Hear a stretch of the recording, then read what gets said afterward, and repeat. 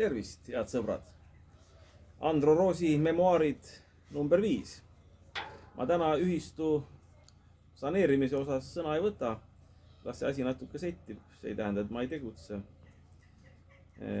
Omal moel, oma vanasid kontakte kasutades, ühistu liikmete huvides katsume selle asja õigele rajale saada. Annaks Jumal.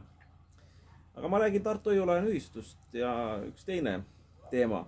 Tartu Hoiu-laenu ühistu juhatuse esimehena ka minu üks roll oli see, et ma kuulasin liikmete muresid, mitte ainult hoiustamise või laenamise valdkonnas, vaid ka poliitilisi muresid, ettevõtlusega seotud muresid.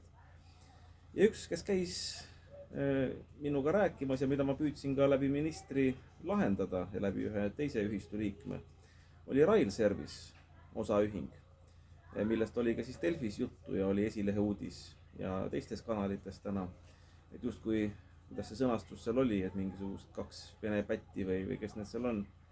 Ma edasi ei hakanudki lugema, ma teatud määral olen sellega kursis. Rail Service on ju ka Tartu Hoiu-laenu ühistu liige. Ja kui juba võtta lahti äriregistri teabesüsteem ja vaadata sisse, et kes siis selle omanikud on, Julets ja Pasters, üks on Malta resident, teine on Eesti resident, nii et kui räägitakse seal Vene ja Valgevene pättidest, see ei pea paika ja minu arust ei ole mõtet siis edasi lugeda. Aga kus ma püüdsin abiks olla, oli see, et Rail Service tõesti on Koidula piiripunkti majandanud riigihanke korras, võitnud selle ja kaua aega, kas 10 aastat või üle selle, ja sõlminud lepingu näiteks muu hulgas, kus nad abi tahtsid vana käibemaksu ajal, kus oli 20%, siis tõusis 22%, siis 24% peale. Aga piiriületustasude, ootejärjekorratasude kokkulepitud hind on koos käibemaksuga vana 20% käibemaksu ajal, kus see ieli kattis põhimõtteliselt siis tasuvust. Ja püüdsingi ministri juures lahendada, minu arust see ikkagi lahendust ei leidnud kahjuks.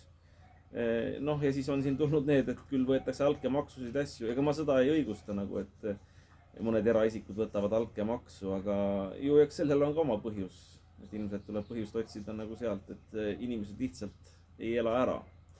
Aga rääkida siin Vene või Valgevene pättidest, võtke kulla inimesed lahti, kulla ajakirjanikud kõigepealt, äriregistri teabesüsteemi, ärge levitage sellist jama. Et ma saan aru, et Venemaa ja Valgevene need nimed müüvad.